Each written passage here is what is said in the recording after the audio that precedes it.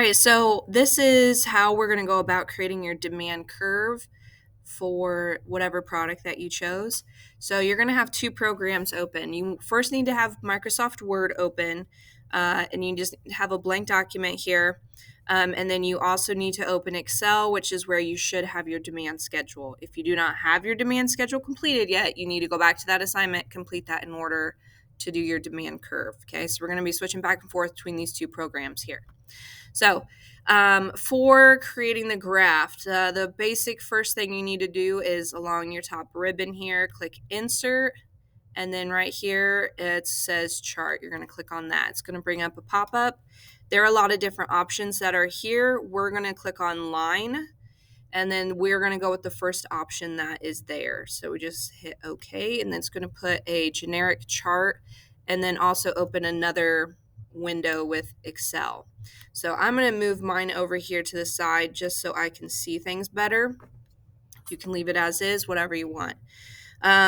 This has 3 lines on it. We only need 1. So what you're going to do is click on the C, and you'll notice it highlights the whole column. We want to delete column C and column D. So what you can do is click on column C, and then before you release, drag over to D, and it'll select both of those. Then you're going to right click, delete, and that takes us down to just 1 line. Okay, so we need our information, our prices, and our quantity demanded from our demand schedule. So we're going to start with prices. So you click and drag to highlight all of your prices, and you copy that, and then we're going to bring it back over here and paste. Now, they have this selection to set up for 4. We obviously have more than that. So when this error message comes up, just hit OK. Okay, and they'll adjust. Now you'll notice my highest price is 3, but they put $3.50 on here. If the program adds an extra price, just leave it right now. I'll show you how to get rid of that here in a little bit, but don't freak out if it does that. Okay, so now we need our quantity demanded amounts. So you're going to back to your Excel sheet. We're going to click and drag to select those total quantity demanded. And then we're going to copy those and bring them over here where it says category 1. Just click on that box and paste. So again, it gave me an error message. You can just click OK. All right. Now, if your numbers don't paste for some reason, down here on the little clip art thing, you can just click here, and then it'll paste your information. Okay.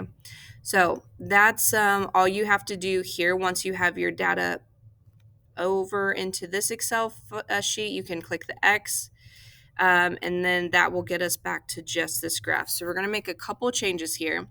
The first, where it says Series 1 at the top, double click there, and then you'll be able to edit in that box.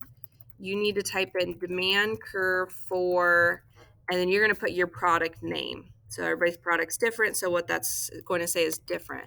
My example was for Pepsi, so that's what I want it to look like. Demand curve for Pepsi. Okay, now in here where we have this series, we don't want that. So if you click on the plus sign that is right here, and you see where it says legend, it has a check mark. We're going to uncheck that. Okay, because we don't need that down there. And then you can click away.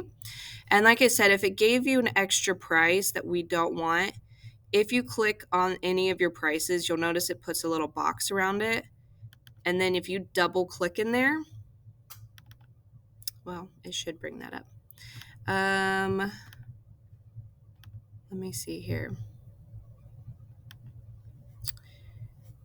Well, you can just leave it. If you want to ask, I forget what I did in the video, but ask me in class and I'll be able to show you how to get rid of that. I don't want to waste too much time in the video figuring it out all over again. So once you have this, you're good. Okay. If you want it to be larger, you can click on it and drag it. It'll make it larger. I'm not worried about the size as long as you don't make it smaller than it originally was. Okay. Once you're done there, go ahead and save it and submit it back to the Canvas assignment.